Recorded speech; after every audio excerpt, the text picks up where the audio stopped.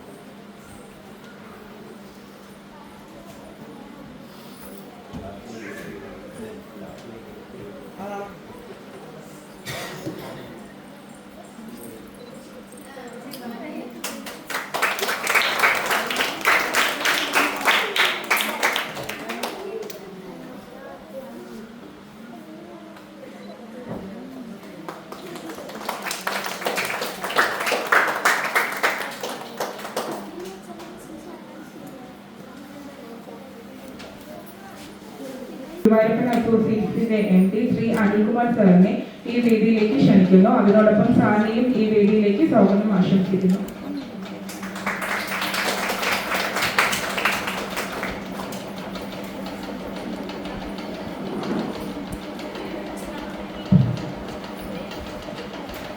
എല്ലാവർക്കും എൻ്റെ നമസ്കാരം. ഒരിക്കൽക്കൂടി നിങ്ങൾക്ക് എല്ലാവർക്കും എൻ്റെ നമസ്കാരം. നിങ്ങൾ നമ്മുടെ ഇവിടെ ഇരിക്കുന്ന കൊച്ചു കുട്ടികൾക്ക്,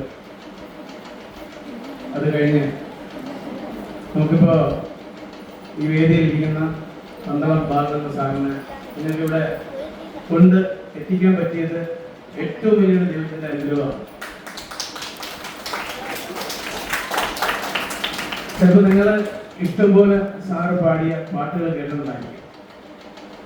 പണ്ട് നമുക്കിപ്പോഴും മ്യൂസിക് സിസ്റ്റവും ഒരുപാട് TV പ്രോഗ്രാം കാണുന്നത്. അപ്പോൾ അത് ഇതാരാണ് എന്താണെന്ന് നമ്മൾ ആ പാട്ട് ആസ്വദിക്കാനേ നോക്കുന്നുള്ളൂ ഇപ്പോഴത്തെ പുതിയ ന്യൂ ജനറേഷൻ കുട്ടികൾ. എൻ്റെ ചെറുപ്പകാലത്ത് ഒരു പാട്ട് ബുക്ക് കിട്ടിക്കഴിഞ്ഞാൽ യേശുദാസ് സാറിൻ്റെ പാട്ട് എഴുതിയിരിക്കും പോലെ ഇന്ന സിനിമയിൽ പാട്ട് പാടിയത് പന്തളം ബാലൻ. ഞാൻ ഏറ്റവും കൂടുതൽ പാട്ട് അന്നൊരു പ്രത്യേകതയാണ്. ഒരുപാട് പേര് ചെയ്തിട്ടുണ്ടാവും. നമ്മളിൽ ഒരു ടേപ്പ് വിത്ത് റേഡിയോ കാണും.